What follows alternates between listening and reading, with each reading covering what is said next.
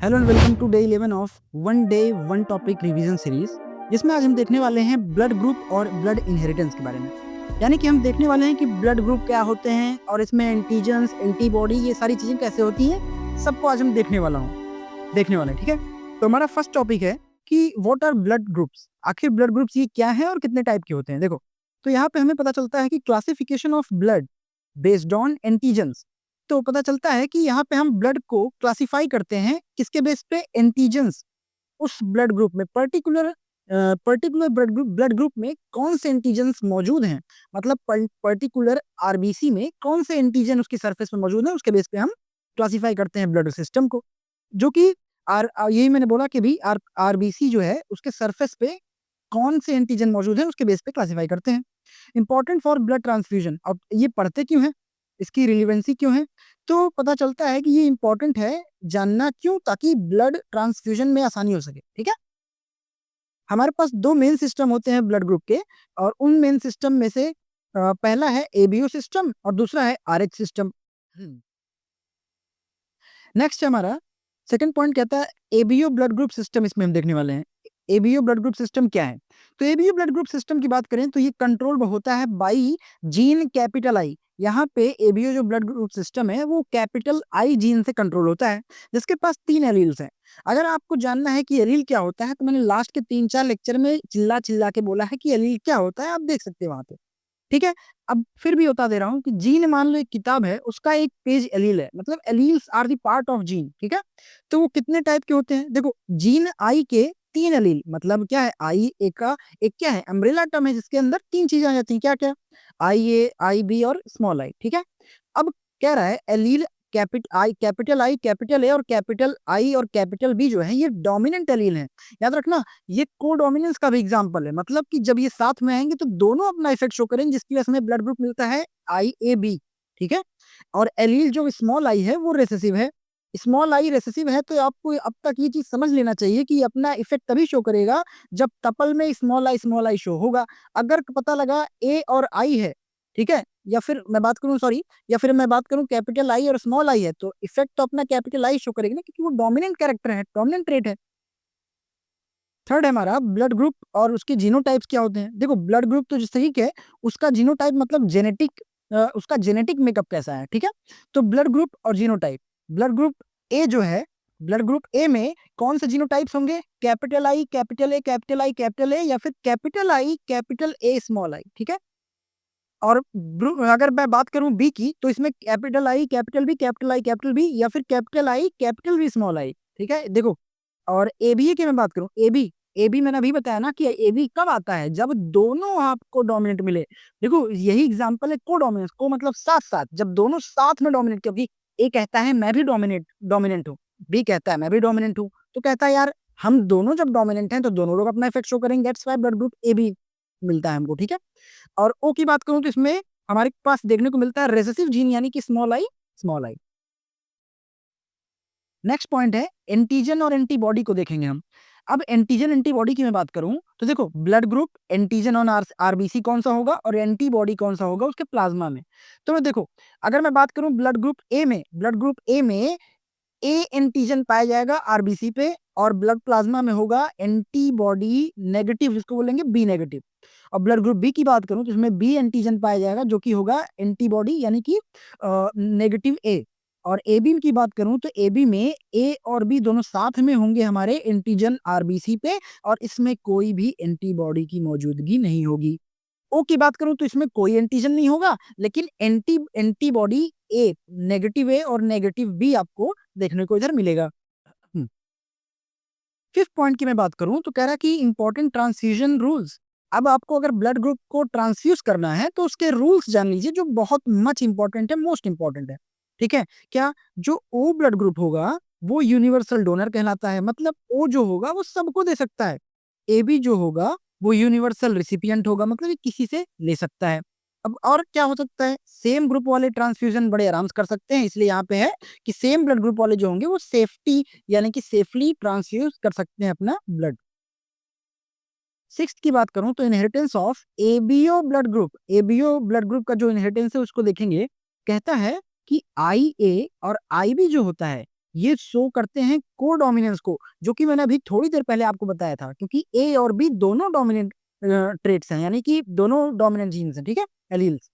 अब कह रहा है कि both express together in A B, दोनों डोमिनेंट हैं तो दोनों अपने आप को एक्सप्रेस करेंगे, ठीक है, तो क्या रिजल्ट मिलता है हमें, ए बी मिलता है। अभी कहता है कि ये सिस्टम जो जो ए बी ब्लड सिस्टम है, ब्लड का ट्रांसफ्यूजन यानी कि ब्लड का सिस्टम है, ये फॉलो करता है टोटली मेंडेलियन जेनेटिक्स की बात करूं या फिर मैं बोलूं for it follows Mendelian inheritance, ठीक है।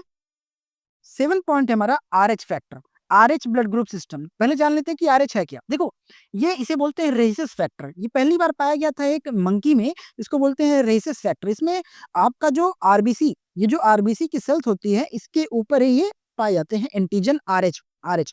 अगर ये आपके ब्लड में मौजूद है, मतलब पाया जा रहा है, तो आपको बोलेंगे पॉजिटिव। और आपका मान लो ब्लड ग्रुप है ए, तो बोलेंगे आपको ए पॉजिटिव। अगर नहीं पाया जा रहा किसी में, तो बोलेंगे ये है नेगेटिव, मतलब नहीं पाया गया आरएच फैक्टर, यानी एंटीबॉडी नहीं बोली, एंटीजन नहीं मिला, तो मतलब बी नेगेटिव। अगर उसका ब्लड ग्रुप बी है और उसमें आरएच फैक्टर नहीं है, तो उसे बोलेंगे बी नेगेटिव, ठीक है। यही कह रहा है, देखो आरएच अगर पाया जा रहा है तो आरएच पॉजिटिव बोलेंगे, मतलब एंटीजन जो है मौजूद है आरबीसी की सरफेस पे। आरएच नेगेटिव जो है, आरएच नेगेटिव कब बोला जाएगा, जब एंटीजन एब्सेंट होंगे, कहाँ, आरबीसी की सेल्स पे। अगर मैं बाय मिस्टेकली आरबीसी को आरसीबी बोल दूं, तो थोड़ा सा चला लेना, क्योंकि मुंह से बार बार आरसीबी आरसीबी निकल जाता है। 8th पॉइंट है कि इनहेरिटेंस ऑफ आरएच फैक्टर। आखिर ये आरएच फैक्टर कैसे इनहेरिट होता है, इनहेरिट मतलब एक जनरेशन दूसरे जनरेशन पास कैसे होता है। तो देखो, आरएच पॉजिटिव जो होता है वो डोमिनेंट होता है, मतलब कैपिटल डी और कैपिटल डी स्मॉल डी, ये दोनों कैरेक्टर में, इसमें कैपिटल डी में क्या है, ये तो होमोजाइगस है, होमोजाइगस डोमिनेंट आरएच फैक्टर, और ये हेट्रोजाइगस डोमिनेंट है। देखो, कैपिटल डी अपना इफेक्ट शो करेगा, स्मॉल यानी रेसेसिव कब अपना इफेक्ट शो करेगा, जब वो पेयर में मौजूद होगा। आरएच नेगेटिव जो है वो रेसेसिव है, इसलिए स्मॉल डी की वजह से मिलता है, ठीक है। और 9th की बात करूं तो ये सबसे इंपॉर्टेंट है, याद कर लो, मार्क कर लो, बहुत इंपॉर्टेंट चीज है। क्या, इसे बोलते हैं इरिथ्रोब्लास्टोसिस फिटेलिस। इरिथ्रोब्लास्टोसिस फिटेलिस मतलब, अगर एक मेल कपल, अगर कोई कपल है जिसमें मेल का, या फिर मैं कह देता हूं, मान लो जो मदर है, फीमेल है, उसको उस पे आरएच फैक्टर नहीं है, मतलब वो आरएच नेगेटिव है, और फादर पे आरएच फैक्टर है, यानी फादर आरएच पॉजिटिव है, तो होगा क्या, तो जो चाइल्ड होगा ना, वो आरएच पॉजिटिव तो होगा उसके अंदर, लेकिन जो सेकंड बेबी होगा, वो माँ का जो ब्लड ब्लड सिस्टम है, वो फॉरेन बॉडी समझ के फीटस को डिस्ट्रॉय कर देगी। इसे बोलते हैं हम लोग इरिथ्रोब्लास्टोसिस फिटेलिस, ठीक है। तो इसको सही कैसे करें, तो वही यहाँ पे कह रहा है, देखो, मदर्स एंटीबॉडी क्या करेगा, अटैक करेगा किस पे, फीटस पे, फीटस के आरबीसी पे, जिससे क्या होगा, प्रेगनेंसी अबॉर्ट हो जाएगी, ठीक है। अब इसे प्रिवेंट कैसा किया जा सकता है, इसे प्रिवेंट हम कर सकते हैं बाई बाई गिविंग, क्या दे सकते हैं, by giving anti RH injection. याद रख लेना, बहुत इंपॉर्टेंट है। कैसे प्रिवेंट कर सकते हैं, by giving anti RH injection से हम उसे बचा सकते हैं। नेक्स्ट हमारा इंपॉर्टेंट एनसीईआरटी पॉइंटर्स देख लेते हैं। यहाँ पे कह रहा है कि जो एबीओ सिस्टम है वो क्या शो करता है, कोडोमिनेंस शो करती है। बेस्ट एग्जांपल है कोडोमिनेंस का। आरएच पॉजिटिव जो होता है वो डोमिनेंट होता है, और एंटी आरएच नेगेटिव जो होता है, इंजेक्शन दिया जाता है ताकि प्रिवेंट कर सकें डिजीज, या फिर मैं बोलूं अबॉर्ट, जो मदर का मतलब फर्दर सेकंड बेबी अबॉर्ट हो सकता है उससे। और ओ ग्रुप जो होता है उसके पास कोई भी एंटीजन नहीं होता। वन लाइनर की बात करूं तो आई ए एंड आई बी जो है, ये कोडोमिनेंस के एग्जांपल हैं, जो कि हम 3 बार देख चुके हैं। स्मॉल आई रेसेसिव ट्रेट है, और ओ जो होता है यूनिवर्सल डोनर होता है, ए बी जो होता है यूनिवर्सल रिसिपिएंट होता है, आर एच पॉजिटिव जो होता है वो डोमिनेंट होता है, ठीक है। बात आती है एमसीक्यू की। एमसीक्यू में कह रहा है कि पहला क्वेश्चन है कि number of alleles controlled ABO blood group, कितने एलील्स एबीओ ब्लड ग्रुप को कंट्रोल करते हैं, तो हमें पता चलता है 3 3, ठीक है। नेक्स्ट हमारा which blood group is universal donor, अभी बताया ओ, ठीक है। Then genotype of AB blood group का जो जीनोटाइप होगा, जीन कैसा होगा, आई बी मतलब डी। और कह रहा कि विच शोज कोडोमिनेंस, अभी बताया था, ए बी और आई बी जो है वो कोडोमिनेंस की एग्जांपल, मतलब ए और बी दोनों। एंटीबॉडी जो है इन ग्रुप ए एंटीबॉडी कौन सी होती है, एंटीबॉडी नेगेटिव, नेगेटिव बी, ठीक है, बी नेगेटिव।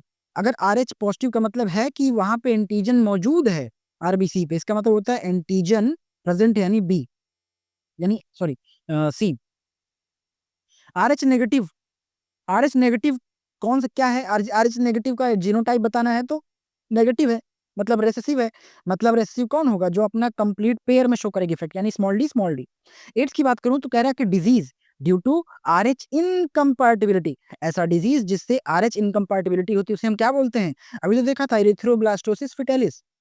नाइन्थ है कि ब्लड ग्रुप जो होते हैं हैविंग नो एंटीजन, ऐसे ब्लड ग्रुप जिसके पास कोई एंटीजन नहीं होते, कौन से हैं? नेक्स्ट है हमारा यूनिवर्सल रेसिपिएंट कौन है? आप सभी को पता है, एबी ब्लड ग्रुप सिस्टम, ठीक है। तो ये रहा आज का हमारा डे 11। होप सो आपको अच्छा लगा होगा। थोड़ा सा गले में प्रॉब्लम थी इसलिए ऑडियो आपको थोड़ा कम अच्छी लग रही होगी, कम समझ में आ रहा होगा। होप सो अगर आपका कोई सुझाव है तो कमेंट में जरूर बताएं। मिलते हैं आप सभी से नेक्स्ट डे यानी डे 12 के लिए। अगर आप प्रीवियस लेक्चर नहीं देखे हो तो प्लेलिस्ट ऊपर पिन कर दिया, देख लो। मिलते हैं आपसे नेक्स्ट डे के लिए। Till then stay healthy.